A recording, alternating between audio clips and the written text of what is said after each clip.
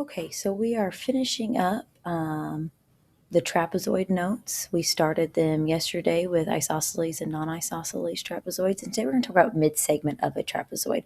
So in order for a segment to be a mid-segment, it has to split each side, each non-parallel side, into equal parts. So if you see these congruent markings, that's because those are equal sections, and these congruent markings make these equal sections. So it is a mid-segment. EF is considered a mid-segment if AB is parallel to CD, is parallel to EF, and these are all segments. So I have to have a segment bar across them. So all three of those, this guy, and this guy, they're all three parallel to each other. So that has to happen for it to be a mid-segment. And then also EF is the average of the bases. So it's average of AB and DC put together. And so if you think of when we average numbers, you learned in junior high, if you average numbers, you add them up and divide by how many things you added. Okay, well, we're just averaging 2. So we're going to add segment AB with CD and divide by 2. Okay, so it's the average of the two measurements. So if we practice, we're going to use that same diagram for the next 4 problems, and they have given us AB as 14. Okay, and I'm just going to draw a little sketch here. So this is 14. All right, DC is 26, and we are trying to find EF. So I'll make it X. So I know that the mid-segment is equal to the average of my bases. The bases are your parallel sides. So 14 plus 26, I'm adding 2 things. I'm going to divide by 2. And so I'll just simplify that, and I will get 20, because 14 plus 26 is 40, and 40 divided by 2 is 20. Okay. If I do the same thing over here, AB is 7, DC is 31, and I'm trying to find EF. So X is going to be equal to the average of 7 and 31. 7 and 31 is 38, and 38 divided by 2 is 19. All right. I now have EF, which is this, as 22, and DC, which is the bottom, as 38. And I am missing this measurement here. Okay. So I know that the mid-segment, which in this case is 22, is the average of my bases.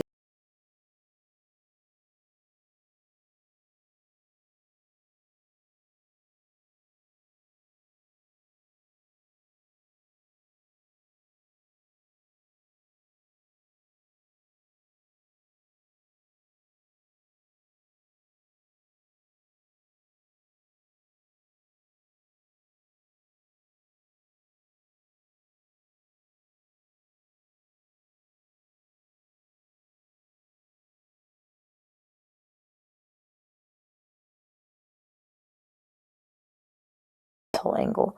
This little part here is also going to be equal to that little part here.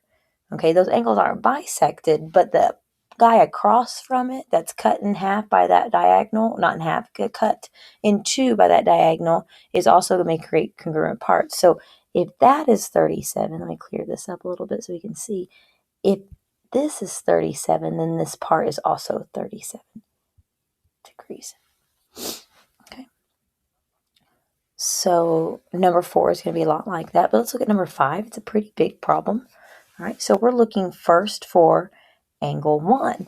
Well, again, if this is a right angle, okay, and if you look at this triangle here, I know that I have 180 degrees minus my right angle minus the 65, and that'll leave me with what angle 1 is equal to, which is 25. Okay, that diagonal is bisecting these 2 angles. So these 2 angles are bisected. The longer diagonal will bisect. The shorter diagonal will not. Okay, and so angle 2 is also going to be 25 degrees. Okay. All right, then angle 3. Well, if you notice, it's at that intersection where they're perpendicular, so it's going to be 90 degrees. They intersect at a right angle, the diagonals do. This angle here and this angle here are going to, I'll use 2 markings instead of use the 1 markings, are going to have to be congruent, because these 2 longer triangles, these are congruent, they're identical, and the 2 smaller triangles, they're going to be congruent. Okay, so that means their corresponding parts are congruent, like we learned in our triangles unit. All right, and then angle 5 is we're going to have to do a little work for. So let's go ahead. We're going to find angle 7 next, because angle 7 is going to be 52 as well. So if this angle here is 52, that angle there is 52. And I say that because that's going to be very helpful to us to find angle 5 and angle 6, because we know that all the angles now in this triangle here add to 180. So we can do 180 minus the right angle minus 52, and we'll be able to get 38. Then angle 6 also has to be 38.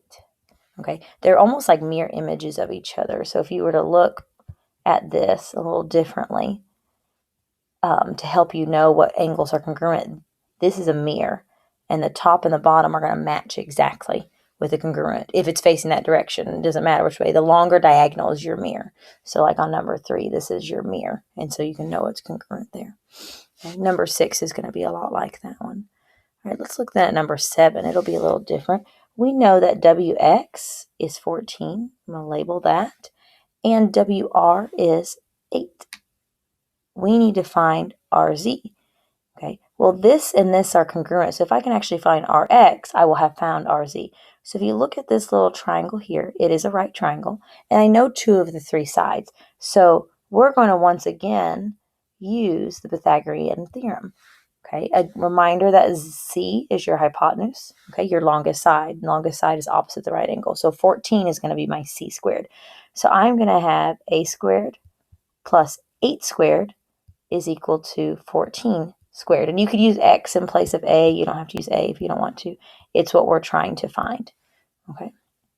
And so I'll simplify that. X squared plus 64 is equal to 196. I will minus 64 from both sides, and I'll get 132. I will square root both sides, so that x is approximately 11.5. Okay, it'll round. So RZ is 11.5, as is RX, because they're congruent segments. All right. If we do number 8, we'll go ahead and do that. AC, this entire thing, so I'll do a little curly brace for that, is 38. And ED, that is 41. Let me move my curly brace to the other side.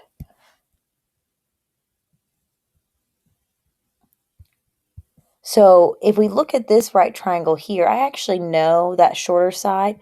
If that whole AC is 38, we'll do 38 divided by 2, and so that this part is 19.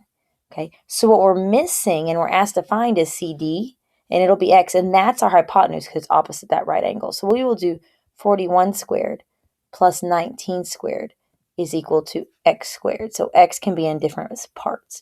If you do 19 squared and 41 squared, you're going to get, and add them, 2042 is equal to x squared. You will square root both sides, and you'll get approximately 45.2 for CD. Okay.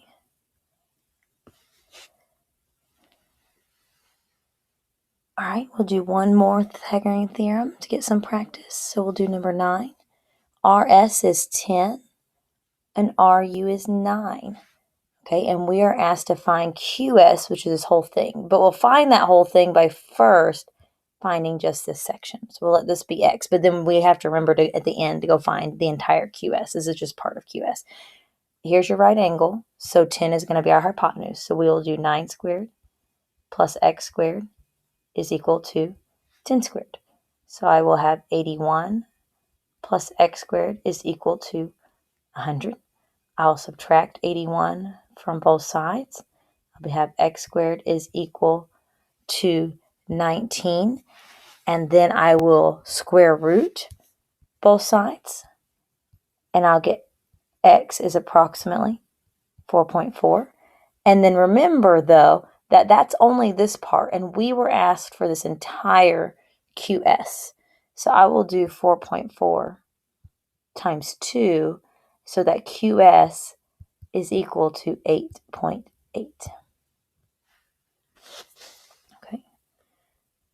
Let's look at number 11. Number 10 is